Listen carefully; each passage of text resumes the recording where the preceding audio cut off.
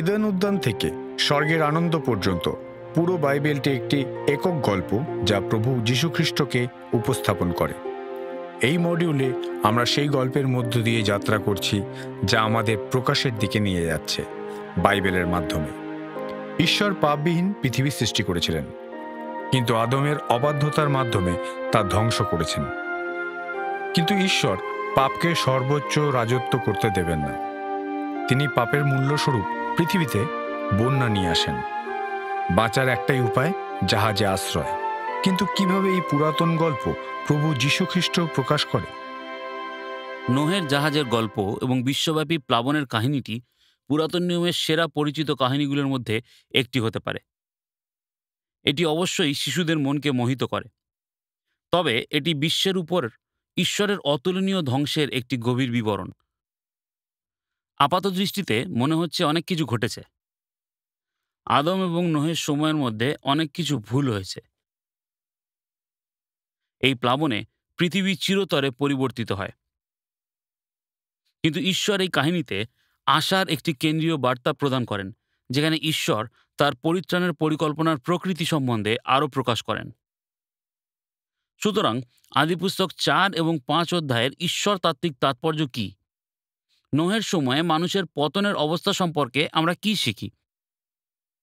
বিচার এবং পরিত্রাণ কি একে অপরের বিপরীত, নাকি বিচারের মাধ্যমে পরিত্রাণ আসে? প্লাবনের পরে নোহের সাথে ঈশ্বরের চুক্তি কিভাবে ঈশ্বরের উদ্ধারের পরিকল্পনাকে অগ্রসর করে এবং বাইবেলের ইতিহাসে এরপর যা কিছু আসে তার দিকে আমাদের নির্দেশ করে।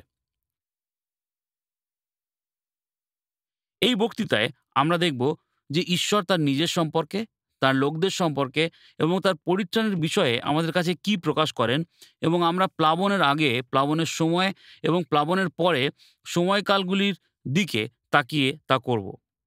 প্রভু করুণা এবং ক্রোধের বিষয়বস্তু দুটি একে অপরের সাথে সংযুক্ত করেছেন।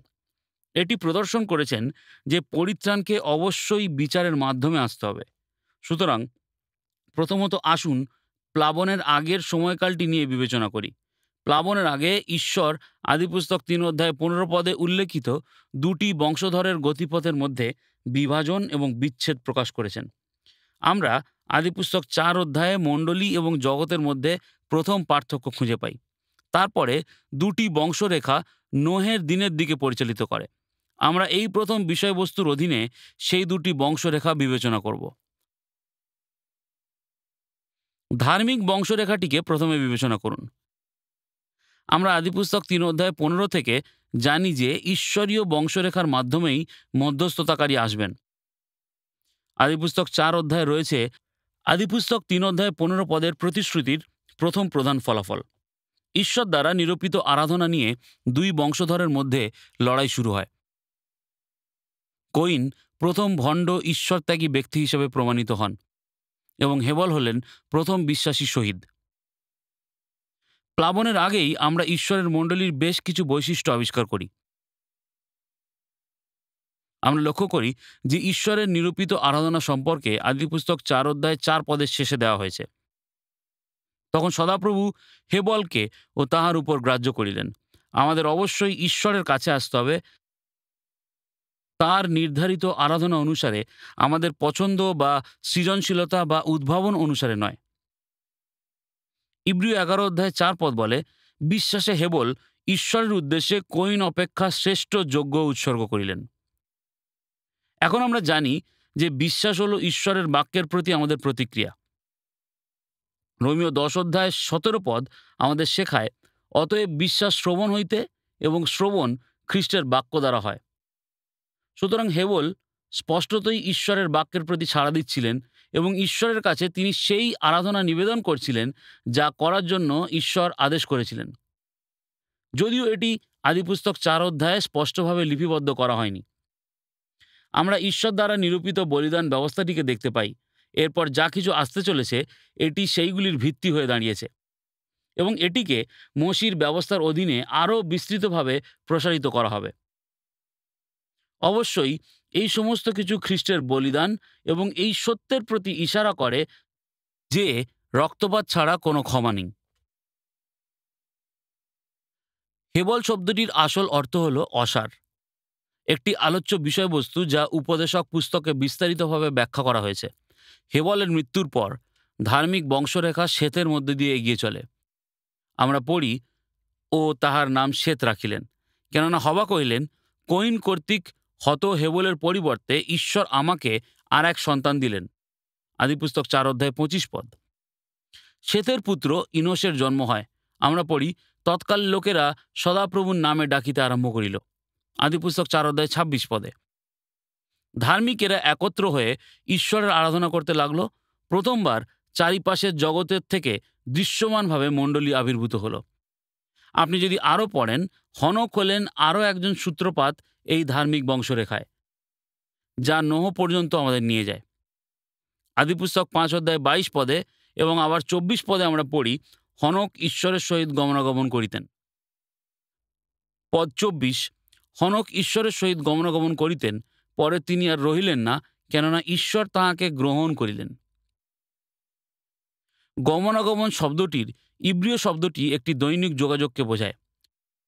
উদাহরণস্বরূপ 2 বিবরণ 6:7 যেখানে নিজের সন্তানদের শিক্ষা দেওয়া উচিত যেন তারা উঠতে বসতে চলতে ফিরতে ঈশ্বরের বাক্যকে নিয়ে আলোচনা করে। এটাই এখানে বোঝানো হয়েছে। ইব্রীয় 11:5 হনকের বিষয়ে এই লেখা আছে, হনক ঈশ্বরের প্রীতির পাত্র ছিলেন, সুতরাং ঈশ্বরের সাথে আত্মিক সহভাগিতা অব্যাহত ছিল। হনক ঈশ্বরের উপস্থিতিতে জীবনযাপন করতেন। একইভাবে এই সাক্ষ্য আদিপুস্তক 6:9 অব্যাহত থাকে। নোহ তাৎকালিক লোকদের মধ্যে ধার্মিক ও সিদ্ধ লোক ছিলেন। নোহ ঈশ্বরের সহিত গমনাগমন করিতেন। পরবর্তী সময়ে একই বিষয় ঈশ্বর অব্রাহামের থেকেও দাবি করেছিলেন, আমি সর্বশক্তিমান ঈশ্বর, তুমি আমার সাক্ষাতে গমনাগমন করিয়া সিদ্ধ হও। আদিপুস্তক 17:1। আমরা আর কি শিখি? জিহুদা 14 থেকে আমরা শিখি যে ঈশ্বরের বাক্য হনকের ভবিষ্যৎবাণীর মাধ্যমে ক্রমাগত ধ্বনিত হচ্ছিল। অবশ্যই এটি ছিল অধার্মিকদের উপর ঈশ্বরের বিচারের বাক্য। আর ঈশ্বরের বাক্য নোহের মাধ্যমে প্রচারিত হতে থাকে, যেমনটি 2 পিতর 2:5 দেখা যায়, যেখানে তাকে ধার্মিকতার প্রচারক হিসেবে বর্ণনা করা হয়েছে। আর তাই বিশ্বস্ত ধার্মিক বীজ হিসাবে ঈশ্বরের নিয়ম, ঈশ্বরের আরাধনার বিশুদ্ধতা, ভবিষ্যৎবাণী দ্বারা এবং বলিদানের মাধ্যমে ঈশ্বরের বাক্যকে ঘিরে একত্রিত হয়। দ্বিতীয়ত, এই প্রথম পয়েন্টের অধীনেই আমরা অধার্মিক বীজের বংশরেখা সম্পর্কে কিছু জিনিসও শিখি। সর্পের বংশ কইনের বংশের মধ্য দিয়ে উন্মোচিত হয়। প্রথম যোহন 3:12 লক্ষ্য করুন আর এই শব্দগুলি দেখুন, কইন যেমন সেই পাপাত্মার লোক এবং আপন ভ্রাতাকে বধ করিয়াছিল, তেমন যেন না হই। আর সে কেন তাহাকে বধ করিয়াছিল? কারণ এই যে তাহার নিজের কার্য মন্দ, কিন্তু তাহার ভ্রাতার কার্য ধর্মানুযায়ী ছিল। কইনের মধ্যে আমরা ঈশ্বরের নিরূপিত আরাধনা থেকে প্রথম বিচ্যুতি, রক্তের মাধ্যমে তার বলিদান প্রত্যাখ্যান করা এবং আমরা মণ্ডলীর অনুশাসনের প্রথম ঘটনা দেখতে পাই। ঈশ্বরের সত্য আরাধনাকারীদের সমাবেশ থেকে কইনকে বহিষ্কার করা হয়। আদিপুস্তক 4:16 বলে, পরে কইন সদাপ্রভুর সাক্ষাৎ হইতে প্রস্থান করিয়া এদনের পূর্ব দিকে নোদ দেশে বাস করিল। জন ওয়েন, একজন পিউরিটান, এটিকে একটি ঐশ্বরিকভাবে নির্ধারিত এবং প্রদর্শিত প্রতীক, মণ্ডলীর ভবিষ্যতের সমস্ত সংস্কারের জন্য একটি উদাহরণ হিসাবে বর্ণনা করেছেন। প্রথম হত্যাকাণ্ডটি লেমকের দ্বারা আরও হত্যার দিকে পরিচালিত করে এবং তিনি অধ্যায় 4 সেই হত্যার জন্য গর্ব করেন। আদিপুস্তক 6 শুরুর পদগুলি মণ্ডলীর এবং জগতের সংমিশ্রণ থেকে আসা অবক্ষয়কে দেখায়। শেতের কিছু বংশধর, ঈশ্বরের পুত্রেরা কইনের বংশধরদের অর্থাৎ মানুষের কন্যাদের সাথে বিবাহ করেছিল এবং এর ফলাফল ছিল আধ্যাত্মিকভাবে ধ্বংসাত্মক। আবার জন ওয়েন বলেছেন, সমস্ত যুগেই দুষ্টের সাথে অবাধে মেলামেশা মণ্ডলীকে পতনের দিকে নিয়ে যায়। আদিপুস্তক 6:3 এর ফলস্বরূপ ঈশ্বরের আত্মা তার উপস্থিতি এবং আশীর্বাদ প্রত্যাহার করতে শুরু করেছিলেন এবং এটি প্লাবনের সাথে বিশ্বকে ধ্বংস করার জন্য ঈশ্বরের সংকল্পের পথ খুলে দিয়েছিল। অপরাধের প্লাবন বিচারের প্লাবনের দরজার দিকে নিয়ে গিয়েছিল। ঈশ্বরের ধার্মিক পৃথকীকরণের নীতি লঙ্ঘন করা হয়েছিল, আর তা নারীর বীজ এবং সর্পের বীজের মধ্যে একটি অপবিত্র জোট দ্বারা প্রতিস্থাপিত করা হয়েছিল। এটি আমাদেরকে নোহের দিনে নিয়ে আসে, যেখানে আমরা আদিপুস্তক 6:5 পড়ি। আর সদাপ্রভু দেখিলেন পৃথিবীতে মনুষ্যের দুষ্টতা বড়, এবং তাহার অন্তঃকরণের চিন্তার সমস্ত কল্পনা নিরন্তর কেবল মন্দ। এই পদে পাপ সম্পর্কে বর্ণিত 6টি বিষয় লক্ষ্য করুন। আমরা দেখি যে প্রথমত পাপ জন্মগত। এটি জন্মগত। আপনি এটি পরবর্তী অধ্যায় 8:21 পদে লক্ষ্য করবেন।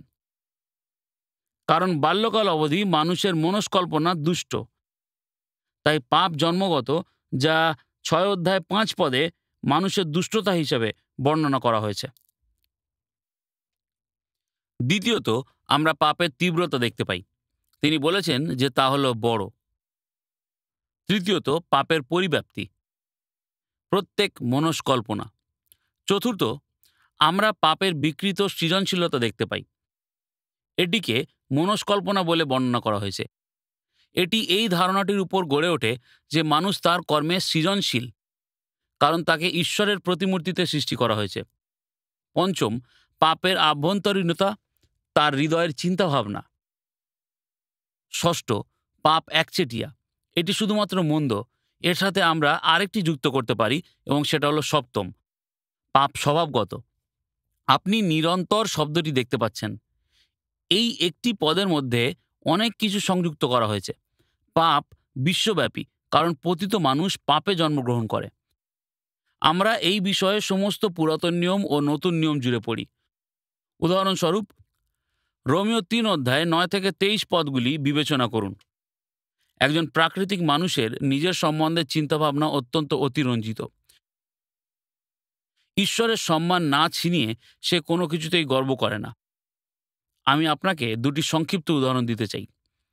পুরাতন নিয়মের এক রাজা, রাজা নবুখদনিস্সর, যিনি তার নিজের অহংকারে নিজেকে মহিমান্বিত করেছিলেন, এবং সদাপ্রভু তাকে নম্র করলেন এবং একটি বলদের মতো তাকে ক্ষেত্রে পাঠালেন। আর নতুন নিয়মে প্রেরিত 12 অধ্যায়ে রাজা হেরোদের কথা আমরা পড়ি।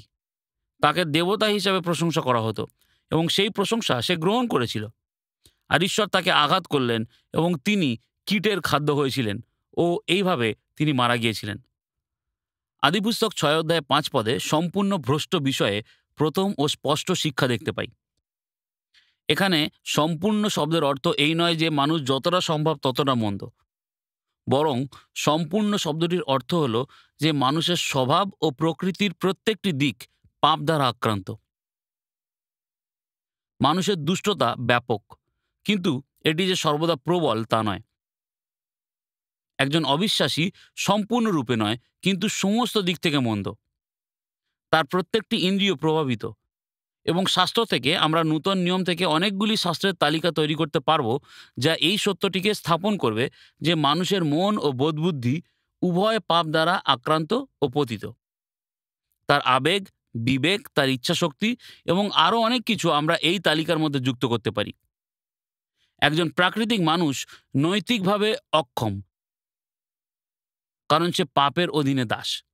নতুন নিয়মের শব্দে সে একজন আত্মিকভাবে মৃত মানুষ। সে অন্ধ ও শক্তিহীন, সে অজ্ঞাত। তাই প্রাকৃতিক মানুষ শুধুমাত্র অসুস্থ, অথবা তার দৃষ্টিশক্তি দুর্বল, অথবা কোনোভাবে জ্ঞানী নয়। সে সমস্ত দিক থেকে মন্দ। একজন অবিশ্বাসী একটি বন্দিত্বের অবস্থানে রয়েছে, স্বাধীন অবস্থানে নয়। দাসত্ব, স্বাধীনতা নয়। ঈশ্বরের সাহায্য ব্যতি রেখে তার কাছে নিজস্ব স্বাধীনতা নেই ভালো কাজ করার অথবা ঈশ্বরের কাজ করার, অথবা উদ্ধারকারী বিশ্বাসকে তার জীবনে কার্যকারী করে তোলার। এই পর্যায়ে স্বাধীন ইচ্ছার শিক্ষাতত্ত্বটি সারাংশ করা উপকারী হবে, যা আমরা সমস্ত উদ্ধারের ইতিহাসের মধ্যে দেখতে পাই। যেহেতু এটাই আমাদের এই পাঠ্যক্রমের উদ্দেশ্য, এটি আমাদেরকে এই বৃহৎ চিত্রের প্রেক্ষাপটে আদিপুস্তক 6 অধ্যায়টি আরও ভালোভাবে বুঝতে সাহায্য করবে। আমরা উদ্ধারের ইতিহাসকে 4টি ভাগে ভাগ করতে পারি, এবং এই প্রত্যেকটি ভাগের অধীনে মানুষের ইচ্ছাশক্তির স্বাধীনতাকে বিবেচনা করব। প্রথমত, এদন উদ্যানে আদমের পতনের আগের অবস্থাটিকে বিবেচনা করি, যেখানে আদম একটি নির্দোষ ও নির্ভুল অবস্থানে ছিল। সেখানে তার ইচ্ছাশক্তি সম্বন্ধে কি জানি? তার কাছে পাপ কাজ করার ক্ষমতা ও সুযোগ ছিল, এবং সেই কারণে তার কাছে উভয় ভালো ও মন্দ কাজ করার ক্ষমতা ছিল। দ্বিতীয়ত, পতনের পর, এবং এটি অবিশ্বাসীদের উল্লেখ করে যারা তাদের পাপে পতিত, বাইবেল আমাদের শেখায় যে সে পাপ কাজ না করতে অক্ষম। আরেক কথায়, তার কাছে শুধুমাত্র মন্দ কাজ করার এবং ভালো কাজ না করার ক্ষমতা রয়েছে।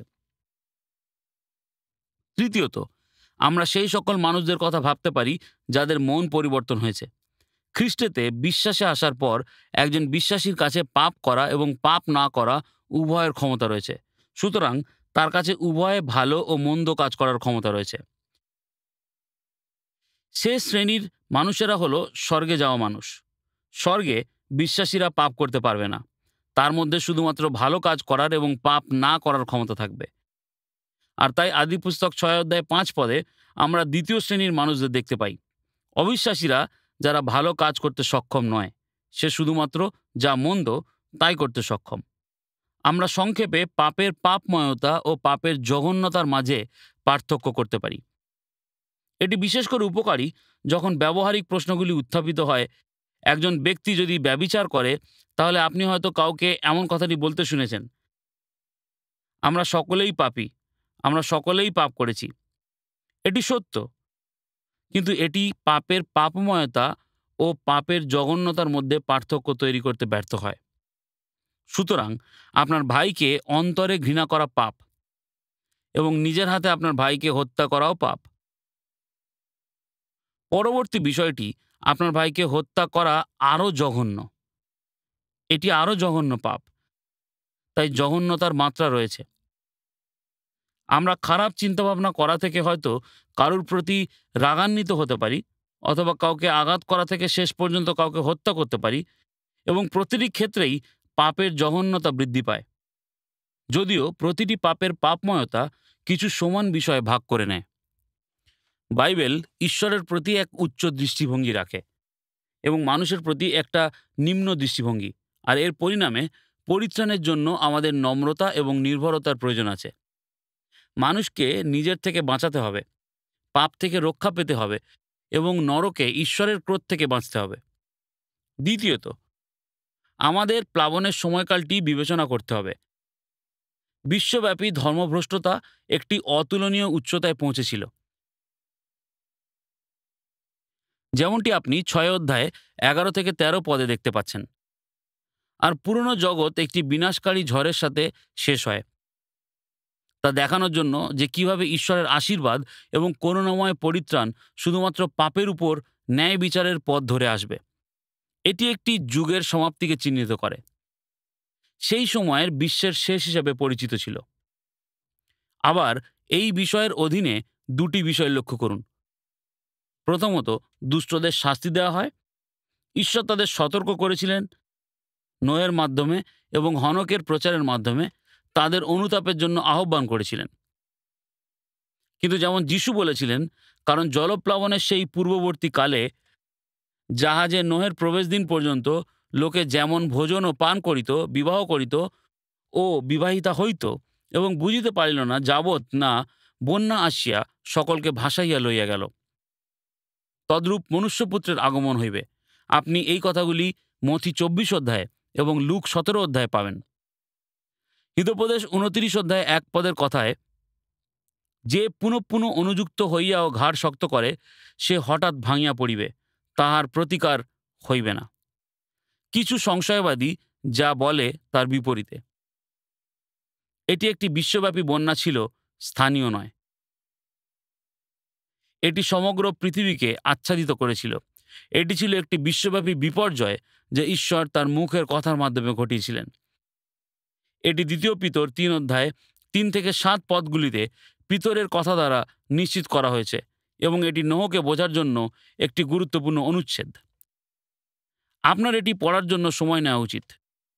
প্রকৃতপক্ষে নতুন নিয়ম এই বিশ্বব্যাপী প্লাবন এবং ঈশ্বরের চূড়ান্ত বিচারের মধ্যে একটি সামঞ্জস্যতাকে চিত্রিত করে। বন্যা হল আসন্ন চূড়ান্ত বিচারের একটি প্রতীক। পাপের পরিণামকে একটি চিত্রের আকারে দেখানো হয়েছে। সুতরাং আমি আপনাকে ২ পিতর ৩ অধ্যায় ৩ থেকে ৭ পদগুলি পড়তে উৎসাহিত করব। দ্বিতীয়ত, এই বিষয়বস্তুর অধীনে প্লাবনের সময়কাল নিয়ে আলোচনা করার সময় আমরা দেখতে পাচ্ছি যে বিশ্বাসীরা রক্ষা পেয়েছে। এখন ঈশ্বরের অনুগ্রহের প্রয়োজনীয়তা আদিপুস্তক ৬ অধ্যায় ১৭ পদ থেকে স্পষ্ট হয়। আর দেখো, আকাশের নিচে প্রাণবায়ু বিশিষ্ট যত জীবজন্তু আছে সকলকে বিনষ্ট করণার্থে আমি পৃথিবীর উপরে জলপ্লাবন আনিব। পৃথিবীস্থ সকলে প্রাণত্যাগ করিবে। এটি ঈশ্বরের অনুগ্রহের প্রয়োজনীয়তা দেখায়। আদিপুস্তক ৫ অধ্যায় ২৯ পদে যেখানে নোহের জন্মের কথা বলা হয়েছে, সেখানেও অনুগ্রহের একটা প্রত্যাশা রয়েছে। সেখানে লেখা আছে, এবং তিনি তার নাম নোহ রাখিলেন। নোহ নামের অর্থ বিশ্রাম, অর্থাৎ সান্ত্বনা। তিনি তার নাম নোহ রাখিলেন, বলেছিলেন এটিই আমাদের সান্ত্বনা দেবে। কিন্তু সবচেয়ে গুরুত্বপূর্ণভাবে আমরা আদিপুস্তক ৬ অধ্যায় ৮ পদে অনুগ্রহের অভিজ্ঞতা দেখতে পাই। কিন্তু নোহ সদাপ্রভুর দৃষ্টিতে অনুগ্রহ প্রাপ্ত হইলেন। এটি অনুমান করে যে নোহ অনুগ্রহ চেয়েছিলেন এবং এর জন্য আকাঙ্ক্ষা করেছিলেন। তিনি যা চেয়েছিলেন তা খুঁজে পেয়েছেন। তিনি একজন ন্যায়পরায়ণ এবং ধার্মিক ব্যক্তি ছিলেন, যিনি সদাপ্রভুর সাথে গমনাগমন করতেন। আর তাই আদিপুস্তক ৮ অধ্যায়ে আমরা শুনতে পাই, এবং ঈশ্বর নোহকে স্মরণ করেছিলেন। আমাদের এটাও স্বীকার করতে হবে যে পরিত্রাণ বিচারের পথ ধরে এসেছিল। এটি একটি গুরুত্বপূর্ণ বিষয়। নোহ শুধুমাত্র প্লাবনের জল থেকে রক্ষা পায়নি, কিন্তু জলের দ্বারা রক্ষা পেয়েছিলেন। বাইবেল ১ পিতর ৩ অধ্যায় ২০ পদে এই কথাই বলে, যাহারা পূর্বকালে নোহের সময়ে জাহাজ প্রস্তুত হইতে হইতে যখন ঈশ্বরের দীর্ঘ সহিষ্ণুতা বিলম্ব করিতেছিল, তখন অবাধ্য ছিল। সেই জাহাজে অল্প লোক, অর্থাৎ ৮টি প্রাণ জল দ্বারা রক্ষা পাইয়াছিল। এরপর পিতর খ্রিস্টের পুনরুত্থানের মাধ্যমে বাপ্তিস্ম এবং পবিত্রীকরণের অর্থের সাথে একটি সংযোগ স্থাপন করেন। বিশ্বাসীরা খ্রিস্টের মৃত্যু এবং পুনরুত্থানের দ্বারা উদ্ধার লাভ করে, যখন ঈশ্বরের বিচারের জল যিশুর উপর দিয়ে চলে গিয়েছিল। যে জল এই পৃথিবীকে ভ্রষ্টাচার থেকে শুদ্ধ করেছিল, তা জাহাজে থাকা লোকদের রক্ষা করেছিল। এই দুষ্ট পৃথিবী নোহকে বিনাশ করার হুমকি দিয়েছিল। প্লাবন এই পৃথিবীকে ধ্বংস করেছিল, এবং একই সময়ে সেই একই জল মণ্ডলীকে উদ্ধার করেছিল ও তাকে এই দুষ্ট জগৎ থেকে পৃথক করেছিল। যিশাইয় ১ অধ্যায় ২৭ পদে লেখা আছে, সিওন ন্যায় বিচার দ্বারা ও তাহার যে লোকেরা ফিরিয়া আইসে তাহার ধার্মিকতা দ্বারা মুক্তি পাইবে। তাই ঈশ্বর অনুগ্রহপূর্বক নোহকে একটি জাহাজ তৈরি করার নির্দেশ দেন, এবং নোহ ঈশ্বরের বাক্যের প্রতি বশ্যতা স্বীকার করেন। ঈশ্বর একটি জাহাজ প্রদান করেন। ঈশ্বর তাদেরকে সেই জাহাজের মধ্যে রেখেছিলেন। ঈশ্বর তাদেরকে সেই জাহাজের মধ্যে বন্ধ করে দেন। ঈশ্বর তাদেরকে সেই জাহাজের মধ্যে স্মরণ করেন, এবং ঈশ্বর তাদেরকে সেই জাহাজ থেকে বের করে আনেন। জাহাজটি খ্রিস্টের মধ্যে ঈশ্বরকে চিহ্নিত করে, যিনি তার লোকদের আশ্রয় ও ত্রাণকর্তা। সেখানে আমরা নারীর বংশধরকে নিরাপদে পরিত্রাণের দিকে ভেসে যেতে দেখি, এবং সর্পের বংশধরকে ধ্বংস হতে দেখি। তৃতীয়ত, আমাদেরকে প্লাবনের পরের সময়কালটি বিবেচনা করতে হবে। প্লাবনের পরে ঈশ্বর নোহকে আশীর্বাদ করেছিলেন এবং অনুগ্রহের চুক্তিতে তার সুসমাচারের প্রতিশ্রুতি পুনরুদ্ধার করেছিলেন। আমরা আদিপুস্তক ৯ অধ্যায়ে এই সম্পর্কে পড়ি। তার লোকদের উপর ঈশ্বরের আশীর্বাদের ঘোষণাটি বাইবেলের একেবারে শেষ বাক্য এবং প্রকাশিত বাক্য ২২ অধ্যায় ২১ পদের শাস্ত্রের একেবারে শেষ পদ পর্যন্ত একটি গুরুত্বপূর্ণ বিষয়বস্তু হয়ে উঠেছে। আমরা আগেই দেখেছি, ঈশ্বরই তার চুক্তির সূচনা করেন। আদিপুস্তক ৯ অধ্যায় ৯ পদে আমরা পড়ি, তোমাদের সহিত তোমাদের ভাবি বংশের সহিত আমি আমার নিয়ম স্থির করি। ঈশ্বর নোহের সাথে চুক্তির সূচক। নোহের সাথে ঈশ্বরের চুক্তিতে আপনি সৃষ্টির একটি উল্লেখ লক্ষ্য করবেন, যা সৃষ্টি এবং মুক্তির সহাবস্থান প্রদর্শন করে। এটি অন্তত দুটি কারণে হয়েছে। সৃষ্টিতে ঈশ্বরের উদ্দেশ্যগুলিকে স্থির রাখা হয়েছে, যাতে উদ্ধারের কাজ অগ্রসর হতে পারে এবং প্রকাশ পেতে পারে। ঈশ্বরের সৃষ্টি এবং দূরদর্শিতার কাজগুলি তার উদ্ধারের ইতিহাসের পরিকল্পনাকে অগ্রসর করার জন্য ঈশ্বরের করুণাময় উদ্দেশ্যগুলিকে পরিবেশন করে। আমরা এও জানি যে চুক্তির আশীর্বাদগুলি নতুন স্বর্গ এবং নতুন পৃথিবীতে সৃষ্টির আদেশকৃত অস্তিত্বের পুনর্নবীকরণের মাধ্যমে শেষ হবে, যা আমরা পূর্ববর্তী বক্তৃতায় বিবেচনা করেছি। সুতরাং আমরা আদিপুস্তক 9 অধ্যায়ে জীবনের প্রতিশ্রুতি সম্বন্ধে ঈশ্বরের যোগান এবং ঈশ্বরের দ্বারা সংরক্ষণের কথা পড়ি। এই নতুন চুক্তির প্রতিশ্রুতি একাধিক বলিদান দ্বারা অনুষঙ্গী হয়। আপনি সেগুলোকে 8 অধ্যায়ের শেষে এবং 9 অধ্যায়ের প্রথম বিভাগে দেখতে পাবেন। যদিও বেশিরভাগ প্রাণী 2টি করে জাহাজের মধ্যে এসেছিল, ঈশ্বর যে প্রাণীগুলোকে সূচি হিসাবে মনোনীত করেছিলেন তারা 7 জন করে এসেছিল। এটি ছিল বলিদানের জন্য। এই পরিষ্কার পশুগুলোকে বলি দেওয়া হবে এবং নোহের খাদ্যের জন্য ঈশ্বরের যোগান। আমরা আদিপুস্তক 8 অধ্যায় 20 পদে প্রথম একটি বেদির উল্লেখ দেখতে পাই। ঈশ্বরের অনুগ্রহের চুক্তি আরও একবার বলিদান ও রক্তপাতের সাথে প্রতিষ্ঠিত হয়েছে। বাইবেলের প্রথম দিকে আমাদের মনে খ্রিস্টের প্রত্যাশা ঢুকিয়ে দেওয়া হয়েছে, যিনি অনেক পরে প্রভুর ভোজের সময় বলেছিলেন, এই পানপাত্রটি হলো আমার রক্তের নতুন নিয়ম বা নতুন চুক্তি, যা তোমার জন্য বয়ে গেছে। আপনি লক্ষ্য করবেন যে ঈশ্বরের অনুগ্রহের এই চুক্তির একটি চিরস্থায়ী চিহ্ন প্রদান করেন, যেমন একটি রংধনু। আমরা 9 অধ্যায় 13 পদে পড়ি, আমি মেঘে আপন ধনু স্থাপন করি, তাহাই পৃথিবীর সহিত আমার নিয়মের চিহ্ন হইবে। এটি 16 এবং 17 পদে পুনরাবৃত্তি করা হয়েছে। এটি আরেকটি গড়ে তোলার জন্য একক, কারণ অনুগ্রহের চুক্তির লক্ষণগুলি আমাদের ভবিষ্যতের অধ্যয়নের একটি প্রধান বৈশিষ্ট্য হয়ে উঠবে। এই চুক্তির ক্ষেত্রে আমাদের এটাও লক্ষ্য রাখা উচিত, পারিবারিক নীতি এই চুক্তির প্রতিশ্রুতি সম্প্রসারণে বিশ্বাসীদের পরিবারও অন্তর্ভুক্ত রয়েছে। নোহ নিজেও একজন বিশ্বাসী মানুষ ছিলেন। তিনি সুসমাচারে বিশ্বাস করেছিলেন এবং খ্রিস্টে বিশ্বাসের দ্বারা রক্ষা পেয়েছিলেন। তিনি ঈশ্বরের বাক্য বিশ্বাস করেছিলেন। বিশ্বাসে নোহ যাহা যাহা তখন দেখা যাইতেছিল না এমন বিষয়ে আদেশ পাইয়া ভক্তিযুক্ত ভয়ে আবিষ্ট হইয়া আপন পরিবারের ত্রাণার্থে এক জাহাজ নির্মাণ করিলেন এবং তদ্বারা জগৎকে দোষী করিলেন ও আপনি বিশ্বাসানুরূপ ধার্মিকতার অধিকারী হইলেন। ইব্রিয় 11 অধ্যায় 7 পদ। লক্ষ্য করুন যে ঈশ্বর একজন বিশ্বাসী হিসাবে নোহ এবং তার সন্তানদের প্রতি তার চুক্তির আশীর্বাদ প্রসারিত করেছেন। আদিপুস্তক 9 অধ্যায় 9 পদে, তোমাদের সহিত তোমাদের ভাবি বংশের সহিত আমি আমার নিয়ম স্থির করি। এই পারিবারিক নীতি পুরাতন নিয়ম এবং নতুন নিয়মের মধ্য হইতে প্রবাহিত হয়, যেমনটি আমরা দেখব। পিতর যখন প্রেরিত 2 অধ্যায় 39 পদে সুসমাচার প্রচার করেন, তখন তিনি একই রকম কিছু বলেন। তিনি বলেন, কারণ এই প্রতিজ্ঞা তোমাদের জন্য ও তোমাদের সন্তানগণের জন্য এবং দূরবর্তী সকলের জন্য, যত লোককে আমাদের ঈশ্বর প্রভু ডাকিয়ে আনিবেন। এখন একটি চুক্তিবদ্ধ পরিবারের মধ্যে থেকে চুক্তির প্রতিশ্রুতিগুলি লাভ করা এবং একটি প্রকৃত মন পরিবর্তন ও উদ্ধারকারী বিশ্বাস ধারণ করা সমার্থক বিষয় নয়। অর্থাৎ সকলেই বিশ্বাসের প্রতিশ্রুতি লাভ করেনি।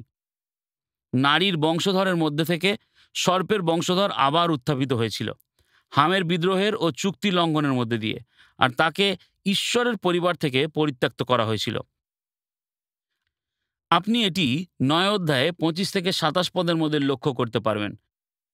কিন্তু আসুন আমরা সামনের পথটি নিয়ে চিন্তাভাবনা করি। প্লাবনের পরে যা কিছু ঘটেছিল সেইগুলি নিয়ে বিবেচনা করি। ঈশ্বরের দ্বারা এই মহাপ্লাবনের পর নোহের বংশধরদের মধ্যে দিয়ে এই পৃথিবী আবার শুরু হয়েছিল, কিন্তু একটি ধারাবাহিকতা তখনও রয়ে গিয়েছিল। উদাহরণস্বরূপ, আদিপুস্তক 9 অধ্যায়ে আপনি দেখতে পাবেন সৃষ্টির অধ্যাদেশগুলির ধারাবাহিকতার একটি উল্লেখ, যা আমরা সৃষ্টি সম্পর্কে 2য় বক্তৃতায় শিখেছি। আমরা লক্ষ্য করি যে মানুষকে ঈশ্বরের প্রতিমূর্তিতে সংরক্ষিত করা হয়, যা 9 অধ্যায় 6 পদে হত্যা করার জন্য মৃত্যুর শাস্তি দ্বারা সংরক্ষিত করা হয়েছে। পরিত্রাণের চুক্তির প্রতিশ্রুতির জন্য ঈশ্বরের যোগানও এখানে ধারাবাহিকভাবে চলতে থাকে।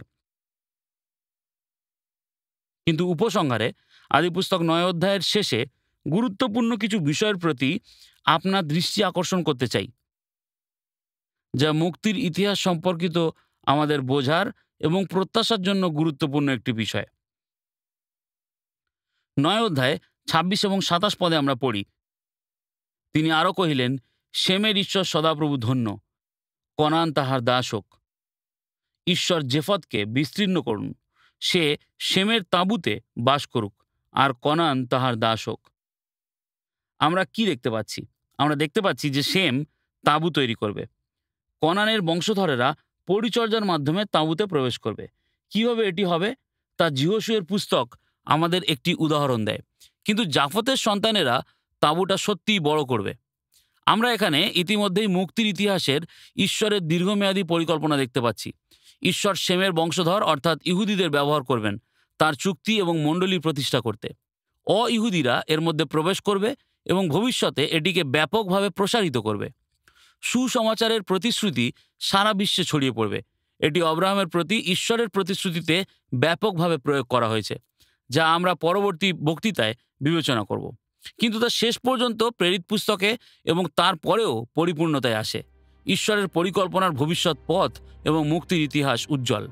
আমরা শিখেছি যে ঈশ্বর তার পরিত্রাণের মহিমা বিচারের ন্যায় বিচারের মধ্যে দিয়ে প্রদর্শন করেন। পরবর্তী বক্তৃতায় অব্রাহামের সময়কালে ঈশ্বরের প্রকাশ বিষয়টি নিয়ে চলতে থাকব। আমরা আশা করি এই বক্তৃতায় যা বিবেচনা করেছি তা দ্বারা আপনি অনুপ্রাণিত হয়েছেন। রেভ রবার্ট ম্যাককার্লির সাথে যোগ দিন। পরের অংশ বাইবেল তত্ত্বের মাধ্যমে আমাদের যাত্রা আরও গভীর হবে এবং জানতে সাহায্য করবে ঈশ্বরের সাথে আব্রাহামের চুক্তি কিভাবে ঈশ্বরের উদ্দেশ্যকে এগিয়ে নিয়ে যায়।